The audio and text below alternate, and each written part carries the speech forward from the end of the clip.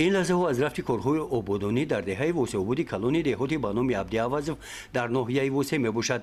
ساکنان این دهه با دستگیری صاحبکاران طریق حشر به هر یک خانه نقطه آب نوشاکی میکشند.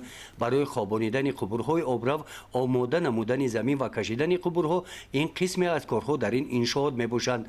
مرحله اول و حل کننده که ادامه یافتن کارهای مین بعده از آن وابستگی داشت، این کندن چاه عمودی و دسترسی به آب نوشاکی تازه شیرین بود که آن با موفقیت انجام داده شد.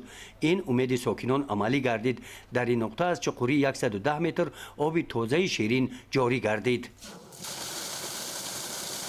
در دوره کارهای آبادانی در حدود جماعت دهاتی به نام عبدی‌عوض و ساختمان 5 انشاءات چاه عمودی به نقشه گرفته شده است. عین زمان با دستگیری صاحبکاران ساختمان 3 چاه عمودی در عرفه انجام یابی است. ساختمان 2 چاه دیگر روزهای نزدیک شروع می‌آورد.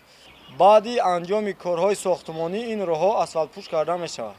حشرچان با پیشنهاد جماعت دهات کارهای ساختمانی را طبق نقشه معین به راه مانده از این نقطه ماه فوریه به منزل‌های استقامتی 100 خواجگی دهه خط آب نوشاکی کشیدند. کارهای ساختمانی در انشاءات ماه مرد ادامه یافته و در این ماه به 100 خواجگی دیگر دهه خط آب نوشاکی می‌گذرانند.